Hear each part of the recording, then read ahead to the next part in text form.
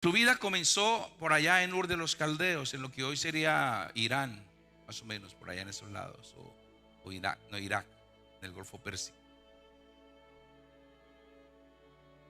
Vivía en medio de una sociedad pagana, pero cuando Dios le habló y le pidió que saliera de su tierra y de su parentela, él obedeció sin saber a dónde iba. A lo largo de su vida, Abraham vivió un proceso de fe y obediencia, pasando por pruebas, pasando por promesas, pasando inclusive por errores, pero también experimentando a Dios a través de los milagros. A través de los desafíos, creyó a Dios y le fue contado por justicia. En Génesis 12, 2 al 3, Dios le prometió hacer de él una gran nación. Y le dice: haré de ti una gran nación. Una gran nación, es una nación tan grande que era difícil de contar. Inclusive le dijo: mira la arena del mar si la puedes contar, o mira las estrellas de los cielos si los puedes contar. Así será tu descendencia, y en ti serán benditas todas las naciones de la tierra. Tremenda promesa. Y esa promesa se ha cumplido hasta nuestros días. Abraham no solamente es el padre del pueblo de Israel, sino también el antepasado directo de Jesús.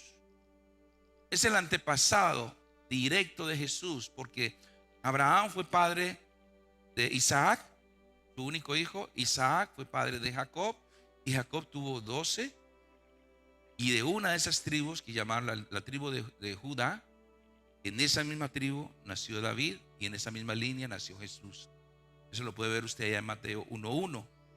Y por medio de Cristo la bendición ha alcanzado a todas las naciones. Imagínense qué promesa tan tremenda que se cumplió miles de años después. Y por medio de Cristo la bendición ha alcanzado a todas las naciones. Por eso entonces, y con razón, Abraham es llamado el padre de la fe. Y Dios le cambió el nombre. Primero se llamaba Abraham, y luego se llamó Abraham, una H intermedia, para marcar un nuevo comienzo en su vida y en su propósito divino. El nombre Abraham, sin la H intermedia, significa padre enaltecido, pero cuando Dios lo llamó a ser el padre de una multitud de naciones, le cambió el nombre a Abraham, con H intermedia, que significa padre de multitudes. Este cambio no fue solo simbólico, sino que también fue profético. En los nombres hay mucha profecía, y ese nombre fue profético. Dios estaba sellando con su nueva identidad el cumplimiento de una promesa de que de que de él saldrían reyes, de que de él saldrían pueblos, de que de él saldrían naciones, y que su descendencia sería tan numerosa que era imposible o difícil de contar. Cambiarle el nombre no fue una forma de declarar sobre él algo diferente más que una nueva realidad espiritual, una transformación de su destino, alienándolo con el plan eterno que Dios culminaría en Jesucristo. Y con esa base de conocimiento, ahora sí analicemos el desarrollo de esa fe de Abraham, que lo llevó a tal grado de exaltación al cual tú y yo podemos llegar si imitamos su ejemplo. Tenemos que imitar su ejemplo, porque toda la Biblia fue escrita para que nosotros aprendamos de ella. Y algo que caracterizó la actitud de Abraham fue la obediencia. Digan conmigo otra vez: obediencia. Obediencia.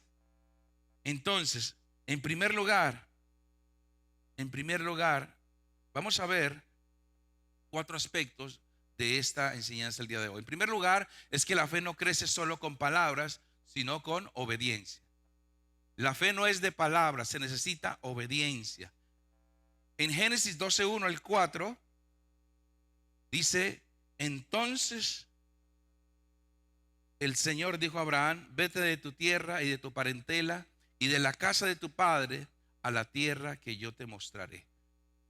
Le da la instrucción: vete de tu tierra, yo haré de ti, más adelante, y yo haré de ti una gran nación. Te bendeciré y engrandeceré tu nombre y serás bendición.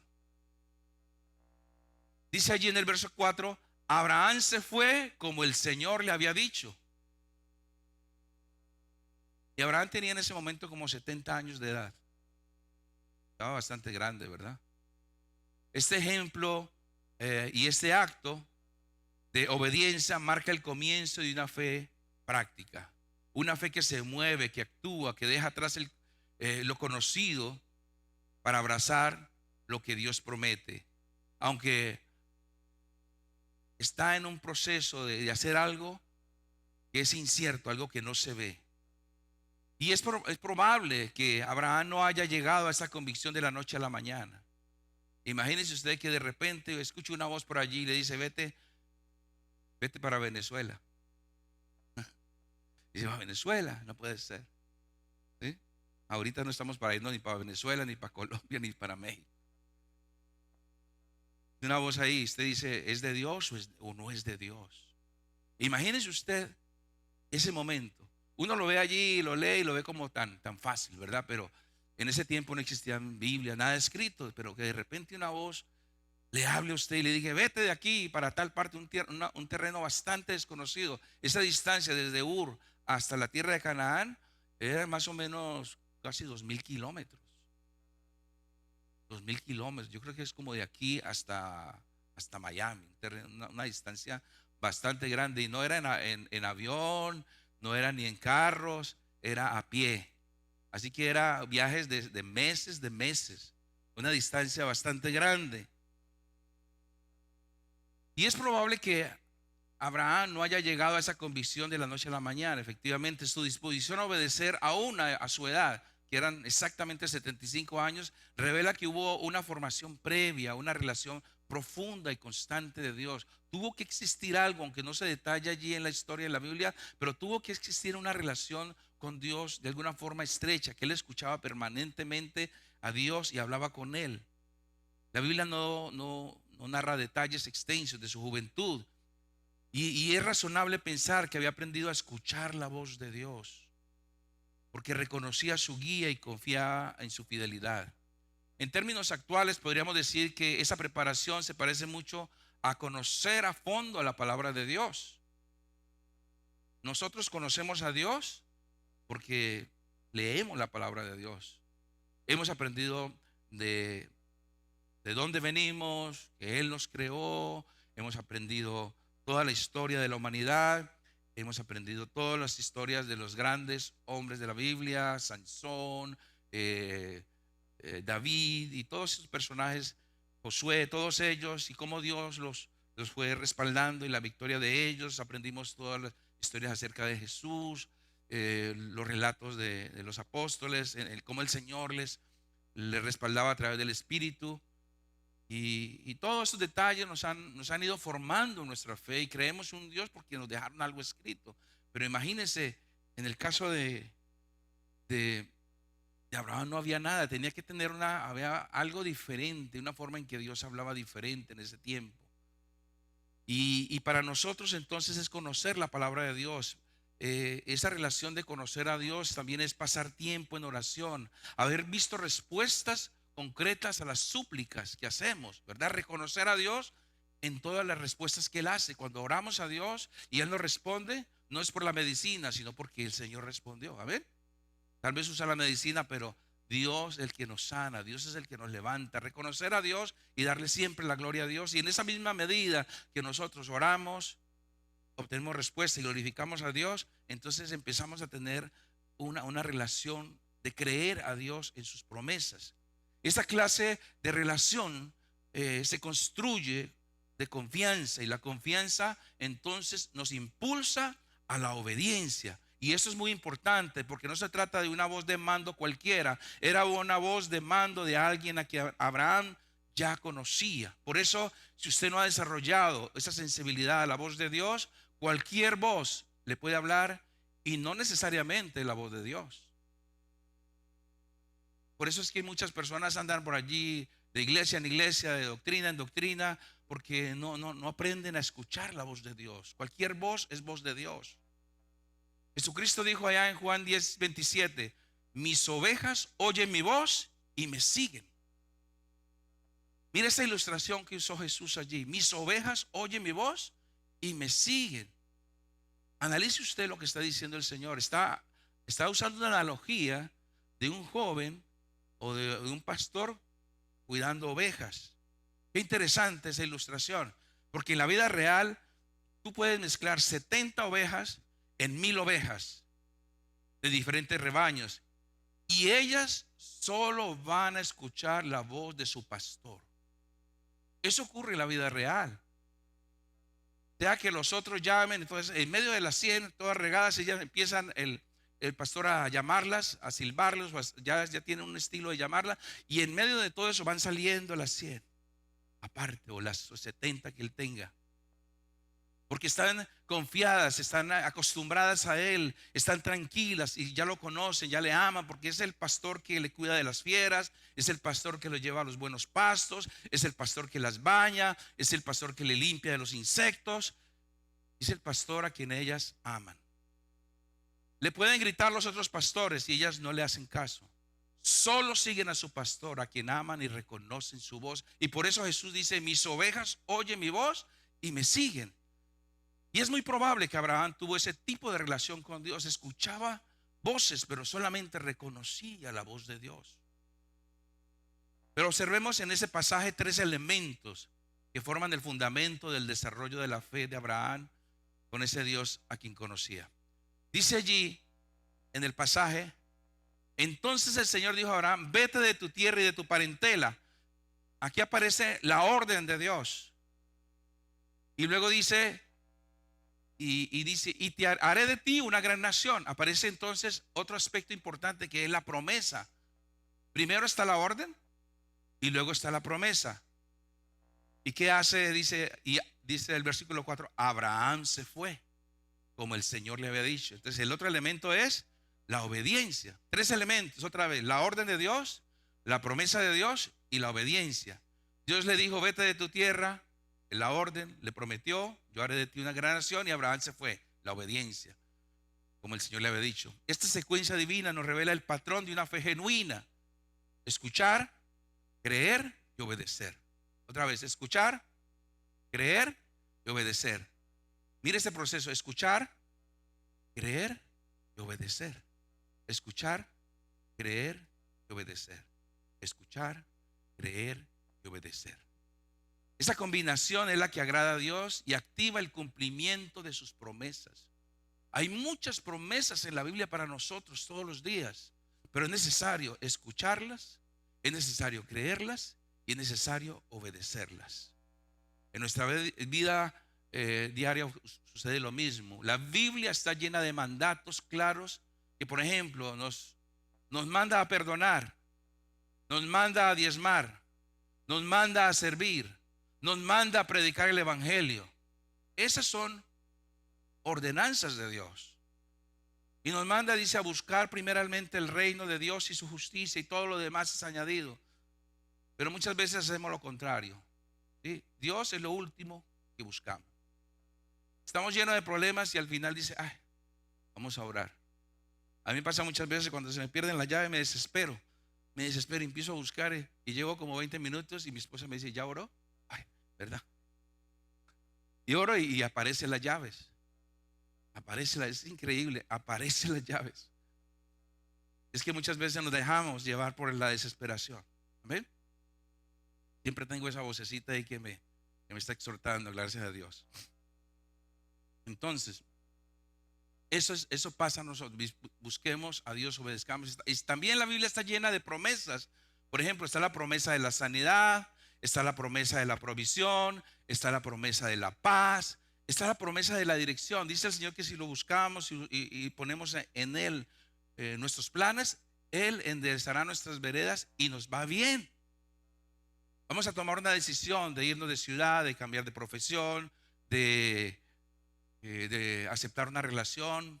Las jovencitas que están ahí ya están con las hormonas listas para el novio, ¿verdad? Encontrar el que es preciso, orar al Señor: Señor, que sea un hombre conforme a tu corazón. Y el Señor les va a escuchar. Amén.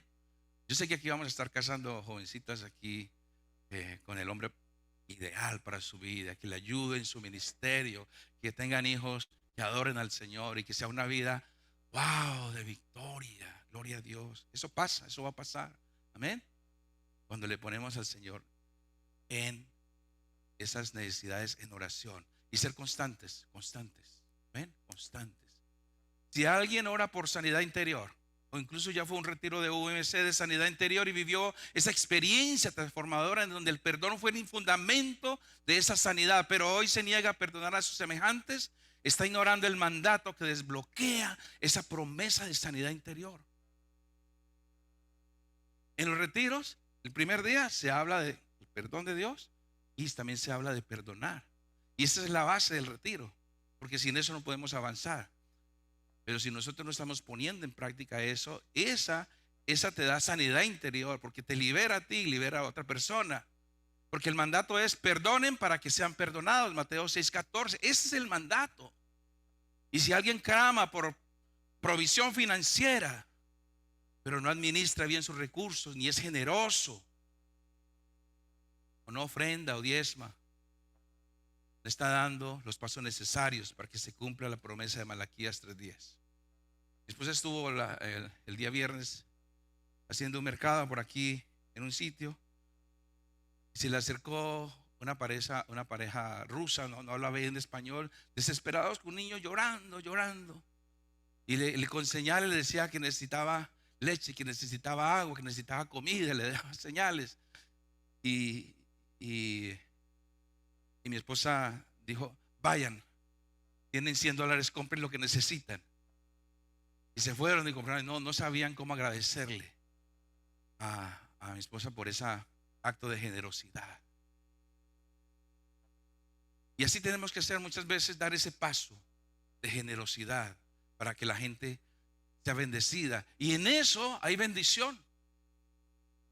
La palabra de Él dice: el que presta al necesitado, a mí me presta. El que da al necesitado, a mí me está dando.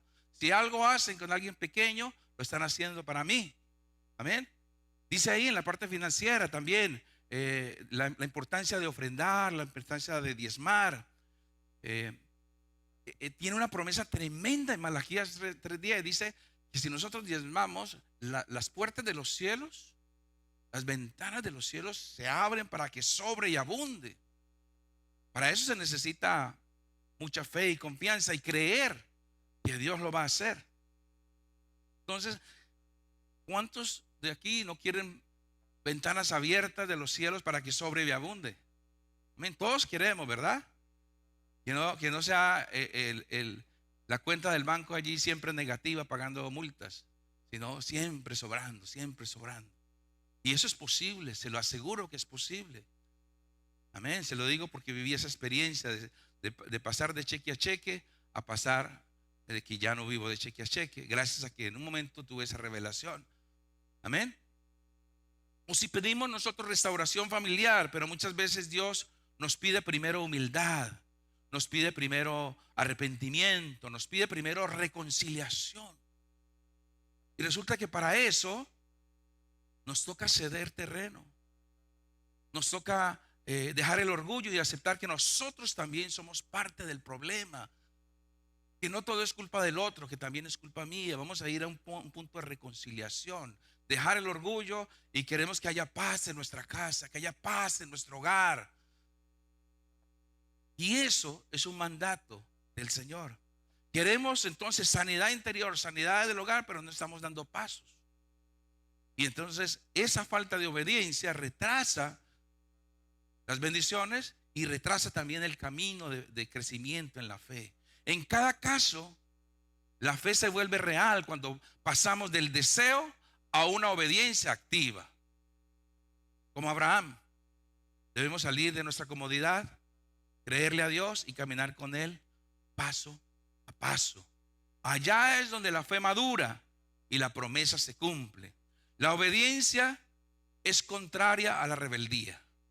La obediencia es contraria a la rebeldía, es querer hacer todo a nuestra manera y no a la manera de Dios.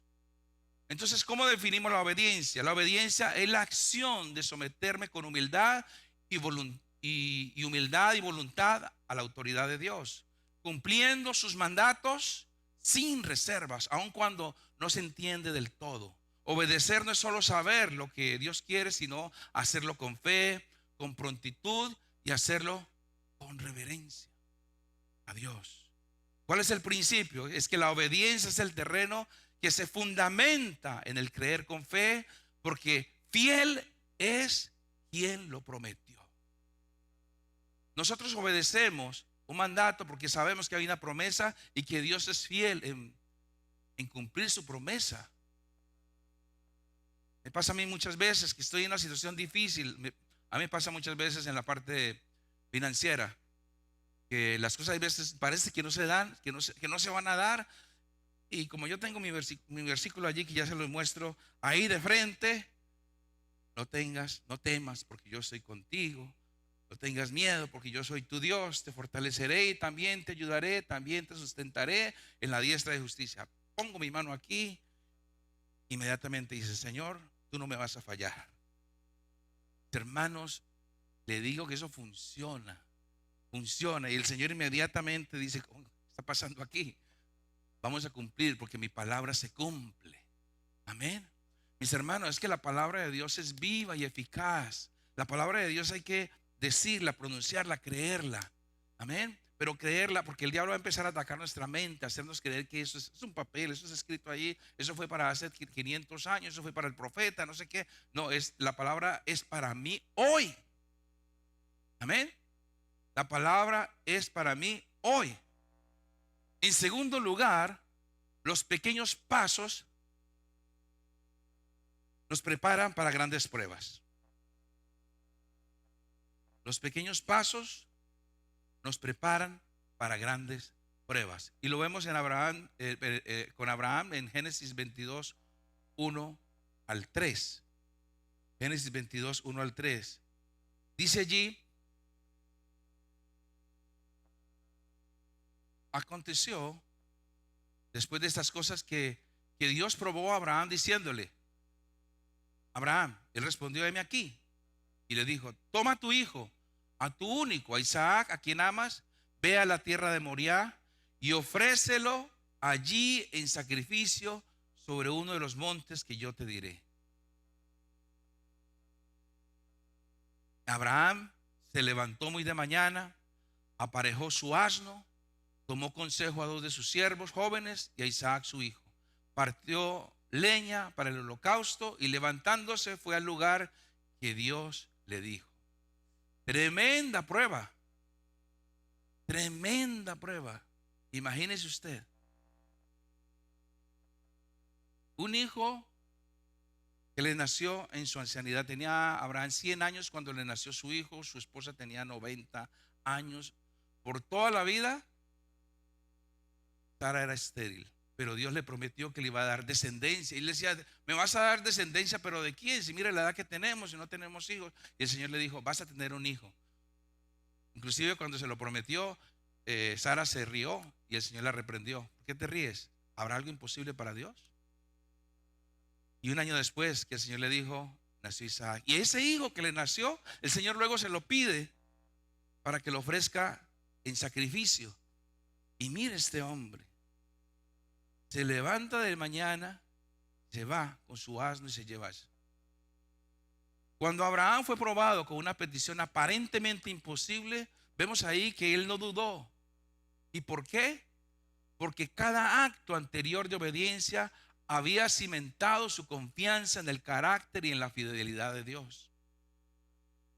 La fe de Abraham aquí no apareció de repente, fue el resultado de un largo proceso de maduración espiritual. Antes de llegar a este punto culminante en donde estuvo dispuesto a ofrecer el sacrificio a su único hijo Isaac, su único hijo amado, Abraham ya había recorrido un camino lleno de pasos de obediencia progresiva. Dejó su tierra y su familia confiando en una promesa aún invisible. Primer paso de obediencia, algo que comparado con esta petición que le da al final acerca de ofrecer a su hijo en sacrificio, era una petición relativamente fácil. Luego se sometió al pacto de circuncisión en obediencia. Otra solicitud del Señor, difícil de entender, pero se sometió a la circuncisión. Luego esperó 10 años en cumplimiento del hijo prometido contra toda lógica, porque él y su esposa Sara ya eran de edad avanzada. Luego dejó ir a Ismael que es el hijo que tuvo con Sara, la sierva de, perdón, con Agar, la sierva de Sara. Eh, lo, lo, lo dejó ir cuando Dios se lo pidió, a pesar de ser su hijo, su primogénito que tuvo con la sierva. A cada petición extraña, él obedecía. Simplemente obedecía. Cada decisión aparentemente difícil fue un peldaño en la escalera de su fe. Él fue creciendo en ese proceso. De la misma manera, el cristiano hoy madura su fe obedeciendo a Dios en lo cotidiano. Cuando obedeciendo elige perdonar en lugar de la venganza. Cuando confía en la provisión divina, renunciando a prácticas deshonestas. Cuando responde al llamado de servir, predicar o dar sin reservas. Así paso a paso Dios nos prepara para enfrentar desafíos impensables, como dejar una carrera por un llamado ministerial.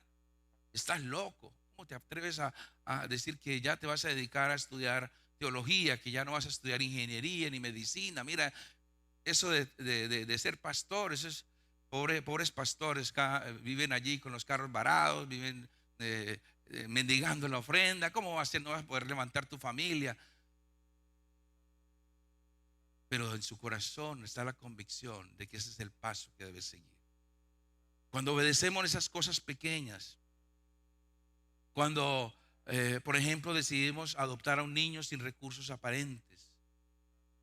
Conocemos de un niño, por ejemplo, allá en nuestros países, que un sitio de orfanato, dice: yo voy a apadrinar un niño, decido apadrinar a este niño hasta su edad adulta.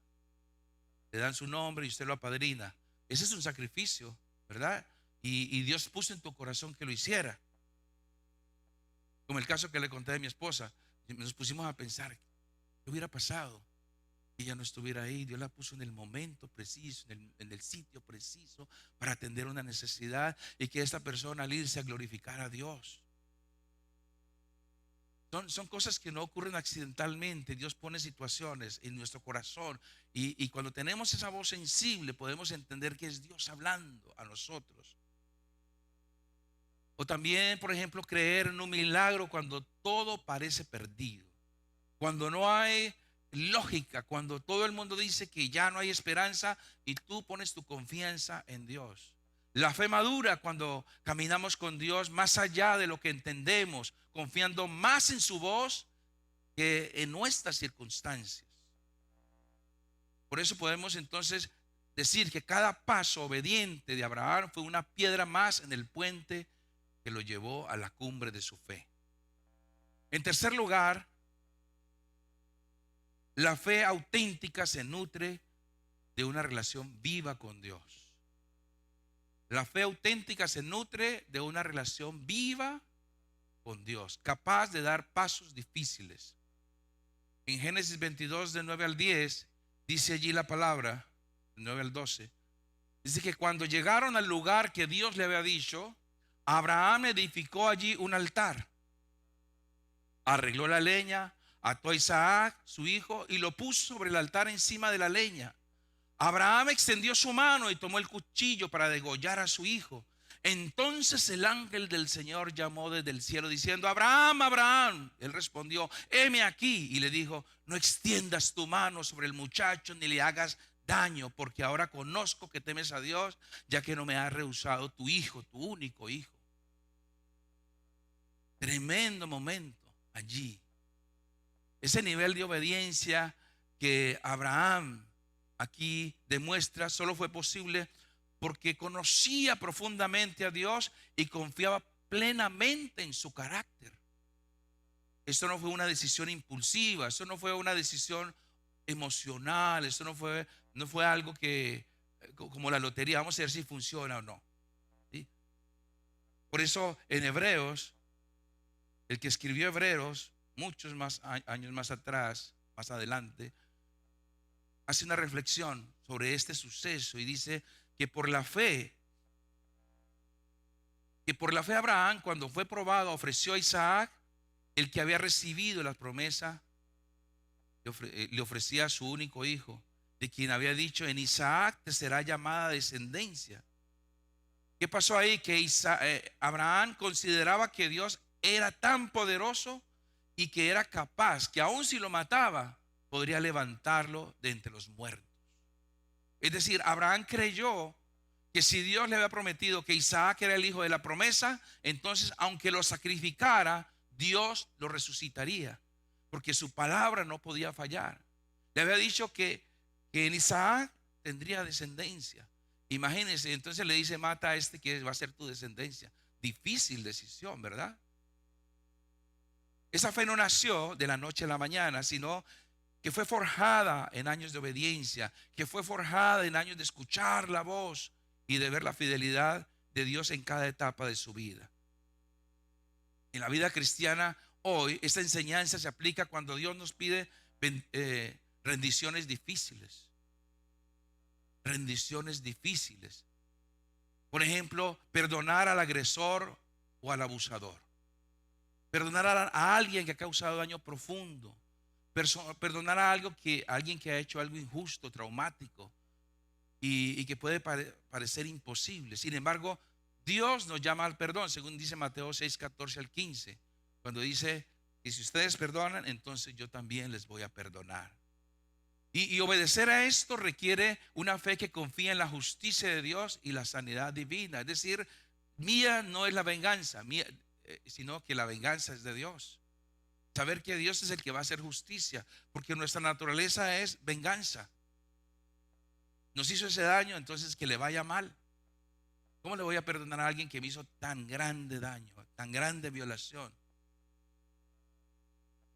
Pero el mandato es perdonar. Es difícil, la verdad que es muy difícil.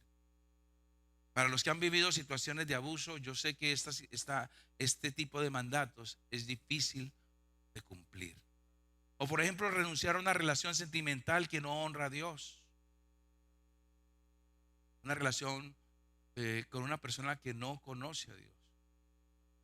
Aquí tuvimos a una persona que venía a la iglesia, pero el esposo no era creyente y no quería saber nada de Dios. Una persona con mucho talento, con mucho futuro, creada en el camino, creada desde pequeña, desde jovencita yendo a la iglesia, pero se casó con un hombre totalmente ateo. Una vida frustrada, sin avance. El futuro de su hijo, difícil. Es muy difícil. Por eso la palabra dice que no nos unamos en yugo desigual con el incrédulo. Mis hermanos, es bien importante uno unirse en matrimonio con alguien que comparte la fe, que comparte nuestras convicciones, porque de otra forma va a ser una lucha de toda la vida y va a ser una piedra en el camino para el avance de las bendiciones de Dios.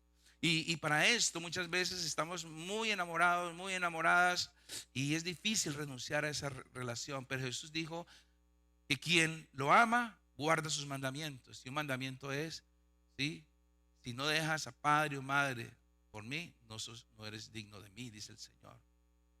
Confesar un pecado oculto con consecuencias graves, por ejemplo, decidir confesar una infidelidad, confesar un fraude, una mentira que puede traer pérdidas o consecuencias humanas dolorosas, requiere un nivel de fe y obediencia que confía más en la restauración de Dios que en las apariencias.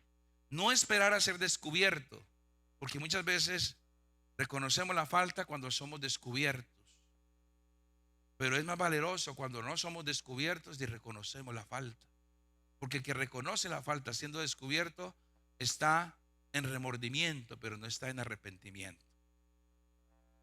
Aceptar el llamado misionero en zonas peligrosas y hostiles. Hay gente que hoy está como misionero en China, donde se persigue, está en los países árabes, en Irán, en Irak, en África, en lugares difíciles de misioneros. Qué gente tan valiente, mis hermanos. El evangelio se ha extendido en lugares donde hoy el evangelio brilla. Por ejemplo, en Corea, a mí me impresiona mucho Corea del Sur es increíble. Y usted mira la diferencia entre Corea del Norte y Corea del Sur, que eran una misma nación, y mire el nivel de atraso que tiene Corea del Norte comparado con Corea del Sur. En el año 1950, cuando hubo una guerra entre Corea del Norte y Corea del Sur, Estados Unidos mandó tropa para detener y logró detener el avance del comunismo del norte. Eran la misma nación con el mismo nivel de pobreza, pero llegó el ejército de Estados Unidos, detuvo, ganaron la guerra y a través de Estados Unidos llegaron los evangelistas.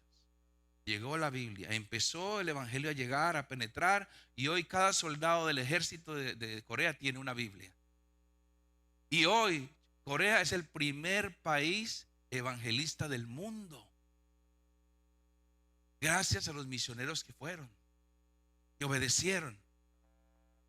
En la India y muchos otros países han ido misioneros que han entregado su vida, han abandonado todo por entregar el evangelio. Nosotros en mi casa, en mi familia, somos producto de unos misioneros británicos que vinieron y nosotros nos imaginamos, wow, abandonaron su comunidad, en su nación, país avanzado, desarrollado, a vivir en medio de tanta carencia, toda la vida dedicado a nosotros.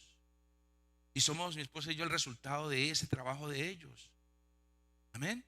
Y hoy estoy delante de ustedes como producto de alguien que entregó su vida, obedeció al Señor en ese mandato.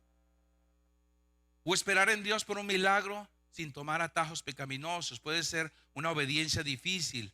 No manipular situaciones, no endeudarse irresponsablemente, ni entrar en corrupción o negocios ilícitos mientras espera por provisión, sanidad o restauración. Queremos muchas veces buscar atajos, hacer cosas indebidas para conseguir el dinero, para obtener algo. Son situaciones difíciles donde el Señor dice: confía en mí, confía en mí, confía en mí, yo soy tu proveedor.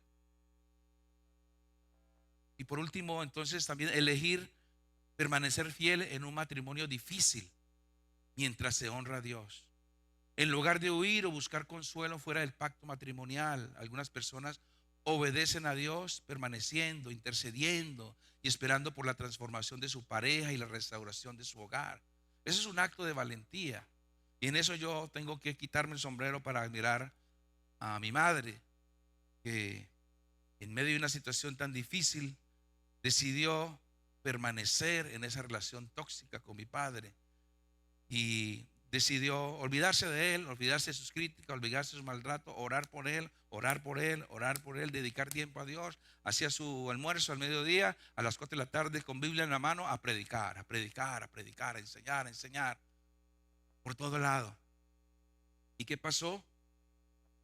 Tal vez no vio la conversión de su esposo, pero nosotros sí la vimos. Ella murió y a los años mis padres se convirtió al Señor, hombre primero en la fila, en la iglesia, hombre de fe, hombre de oración, hombre de intercesión. Tremendo, tremendo, qué bendición, qué perseverancia, qué confianza de ella en esperar para que eso sucediera. Entonces es una decisión difícil. Muchas veces tenemos que hacer esa espera. Cada uno de estos ejemplos representa un altar familiar donde el cristiano decide obedecer aún sin ver la salida, confiando en que Dios provee el cordero, tal como lo hizo con Abraham. Abraham no obedeció a ciegas, él conocía a Dios. Su fe descansaba en la experiencia de ver a Dios cumplir promesas, aun cuando parecían imposibles. Entonces, para llegar a esos grandes niveles de obediencia, Dios nos ejercita a partir de obedecer mandamientos simples de la cotidianidad, para que se cumpla lo dicho por Jesucristo en Lucas 16:10. El que es fiel en lo muy poco, en lo mucho nos va a poner. El que es fiel en lo poco, en lo mucho nos va a poner. Así que aquí Jesucristo nos enseña que la fidelidad y la obediencia en los detalles pequeños son el entrenamiento y el requisito para confiar en responsabilidades mayores. Dios nos quiere confiar responsabilidades grandes, pero necesitamos ser fiel en cosas pequeñas.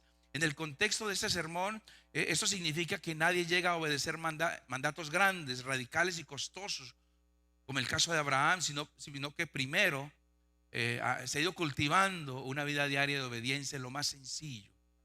Unos ejemplos cotidianos de pequeños actos de obediencia, por ejemplo, es apartar diariamente un tiempo para orar y leer la Biblia. Ese es un acto cotidiano, fácil. Solamente hacer de que esto sea parte del hábito de nuestra vida. Nosotros adquirimos hábitos de hacerlo continuamente. Aunque parezca que que no hay tiempo, nosotros sacamos el tiempo. Obedecer, por ejemplo, la convicción del Espíritu Santo de no responder con enojo, aunque tengamos la razón. Es un acto de reflexión, es un acto de obedecer en cosas pequeñas. Ser íntegro en los detalles pequeños del trabajo, como no mentir en los reportes, ni robar tiempo, ni robarse el lapicerito que lo ve por allí. Ay, este lapicito, eso no se van a dar cuenta. Honrar a los padres o autoridades, incluso cuando no estemos de acuerdo. Detalle importante: honra a tu padre y a tu madre para que te vaya bien y seas de larga vida sobre la tierra. Es una promesa, un mandato con promesa. ¿Queremos vivir larga vida sobre la tierra? Dice: honra a tu padre y a tu madre. ¿Y qué significa honra? Respetarle, no gritarle, no regañarle, no levantarle la voz.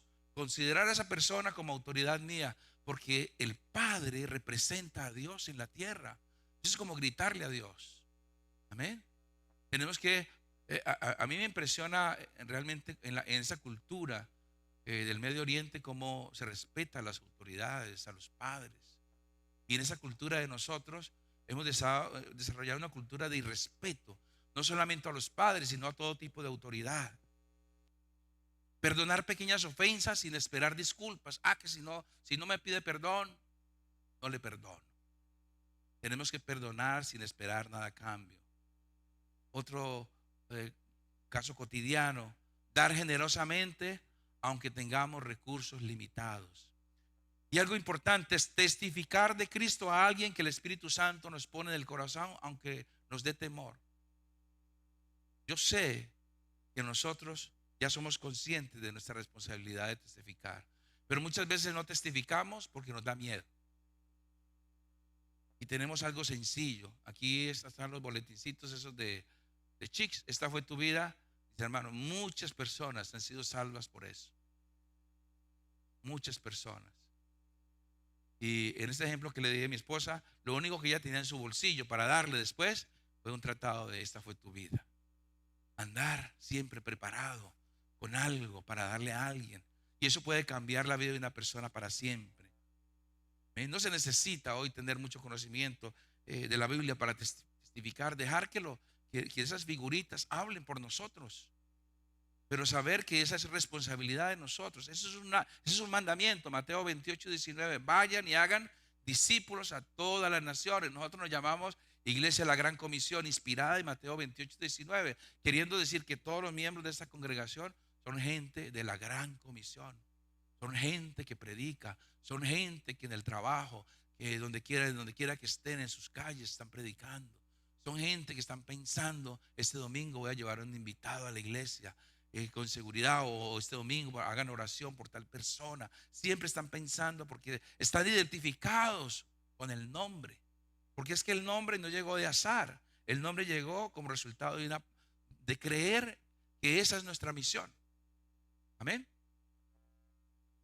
Ahora, ¿queremos tener fe para mover montañas? ¿Queremos tener fe para mover montañas? ¿Queremos tener fe para mover cosas difíciles? Comencemos siendo obedientes en cada detalle pequeño. Cada acto de obediencia es una semilla de fe.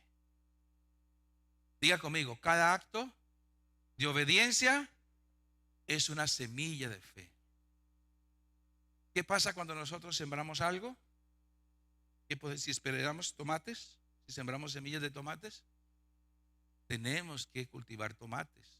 Y la semilla es algo que se siembra, pero que uno espera tener fruto.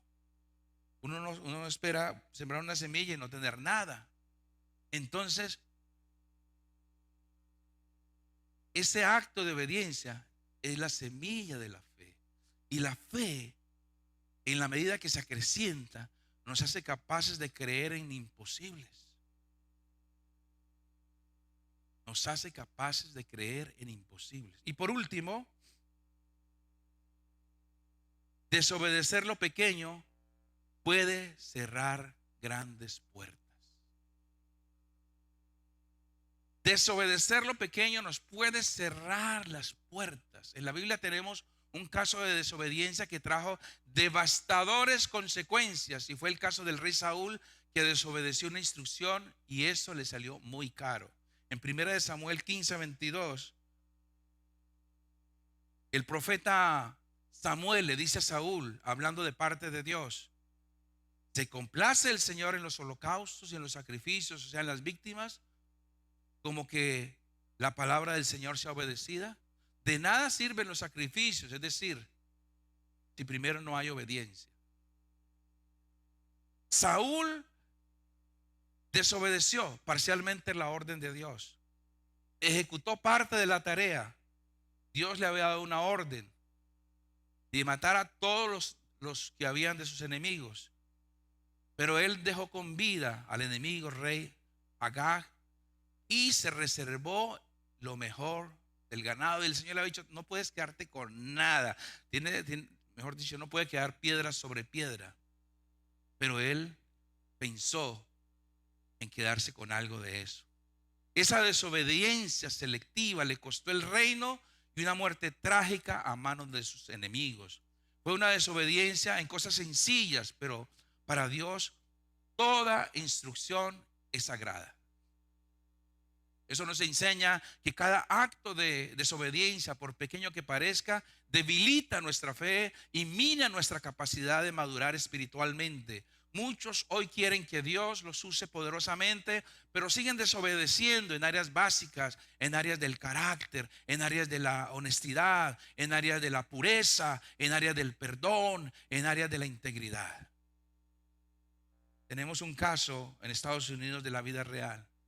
Un ejemplo claro fue el de Gene Packer, un popular televangelista estadounidense de los años 80.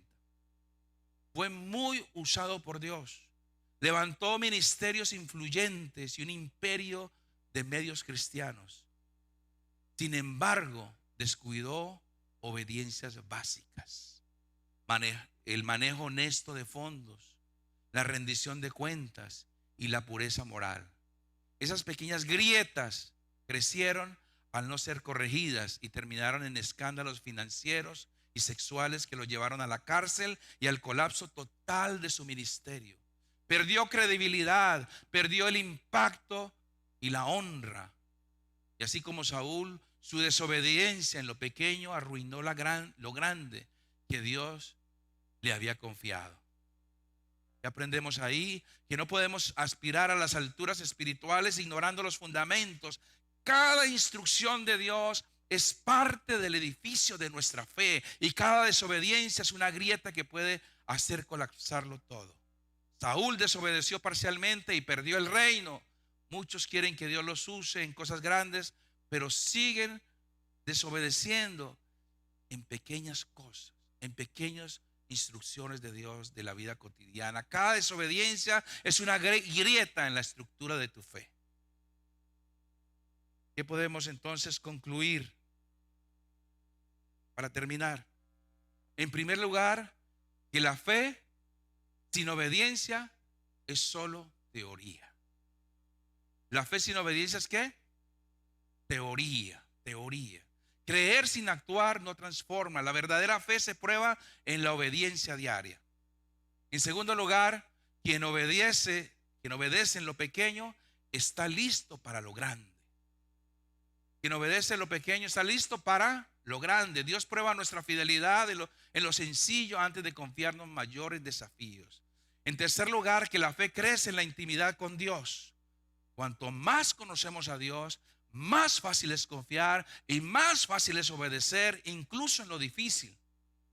Y por último, que una pequeña desobediencia puede arruinar el gran destino. Ignorar mandatos simples abre grietas que pueden colapsar todo lo que Dios quería hacer contigo. Una fe fuerte y firme no es un regalo automático, es un resultado de decirle sí a Dios cada día. La fe que vence al mundo nace de un corazón que cree, nace de un corazón que obedece, nace de un corazón que confía en Él.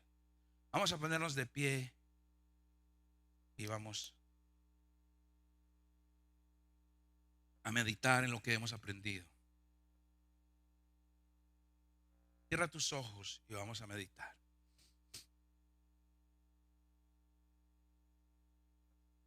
Tal vez tú eres uno de aquellos que tiene una relación que sabes que no agrada a Dios. Hoy el Señor te está llamando a poner límites o terminarla, confiando que su voluntad es buena. O tal vez tú eres una de esas personas que te está reteniendo perdón a alguien que te hirió. Hoy el Señor te dice que tu sanidad interior y libertad espiritual depende de ese paso difícil pero necesario. O tal vez tú eres una de esas personas que está pidiendo provisión, pero desobedeces en tus finanzas. Hoy el Señor dice que te puede bendecir, pero no puede bendecir donde hay desobediencia en dar, en administrar o en ser íntegro. Tal vez es una persona que en muchas oportunidades has sentido el llamado de Dios a servir, pero lo sigues postergando. Ese retraso en la obediencia es también desobediencia. Responde al llamado de hoy que el Señor te hace a servir. O tal vez tú eres uno de esos que alimenta hábitos ocultos que entristecen al Espíritu Santo. Esos pequeños compromisos con el pecado te están robando fuerza espiritual. Decide hoy limpiarte de esa impureza, pornografía, hábitos ocultos, mentiras, engaños, falsedades. Crees que Dios no lo está viendo, pero sí. O tal vez estás en una temporada de espera, pero con una actitud impaciente y de continua queja.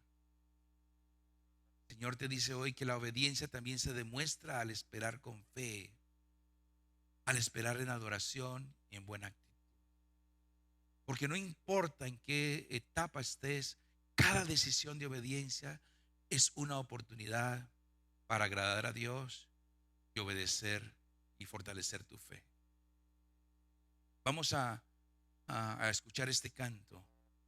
Es un canto que refuerza el mensaje de andar por fe, no por vista, según 2 Corintios 5:7. Es un canto que nos conecta con el ejemplo de Abraham, quien obedeció sin ver el final. También es un canto que crea un ambiente de rendición y decisión personal para obedecer a Dios, aunque cueste.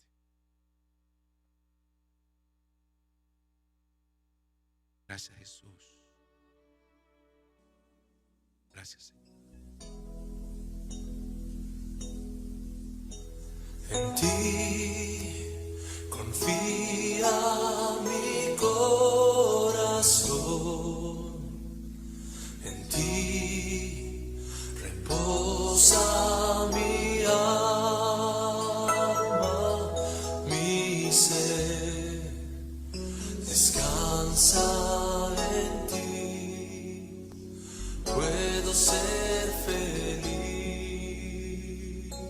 Sí, Señor. Sí, Señor. Confía mi corazón. Amén, amén. En ti reposa mi alma, mi ser descansa en ti, puedo ser feliz. Todos En ti, Señor, confía mi corazón. confía mi La confianza está en ti, Jesús. En ti, Señor, está nuestra confianza. corazón, mi alma, mi ser descansa en ti, puedo ser feliz.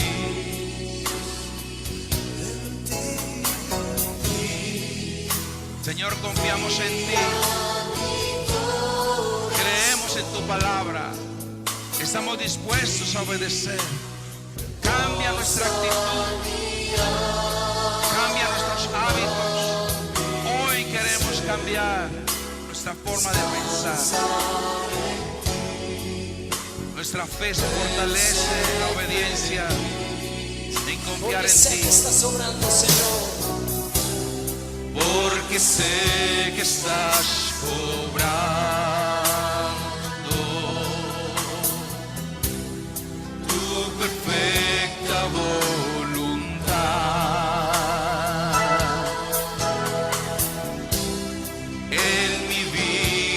estás obrando.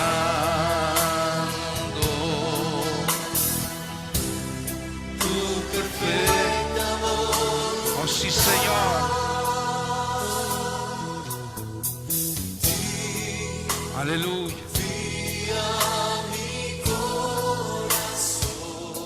Amén.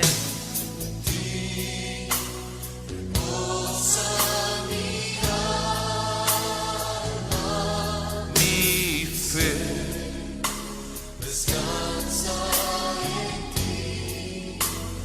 Puedo ser feliz.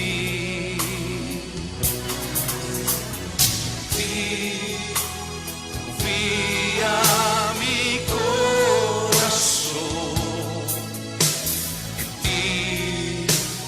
Reposa mi alma, mi ser. Descansa. Sí, Señor. Cántale a Él con todo tu corazón este canto como una inspiración de tu espíritu. Dile a Él. Porque sé que estás obrando tu perfecta voluntad.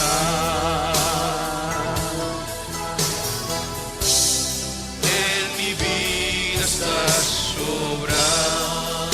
Porque yo sé que tú estás obrando, Jesús, en mi vida. Tu perfecta voluntad. Porque sé que estás obrando. Vamos, dígale. Declárelo. Tu perfecta voluntad.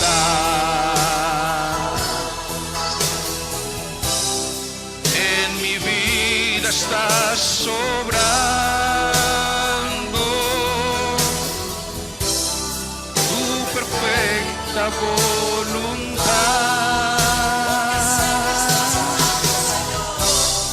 Porque sé que estás obrando. Sabemos que tú estás obrando, Jesús. Aleluya, aleluya, aleluya. Aleluya.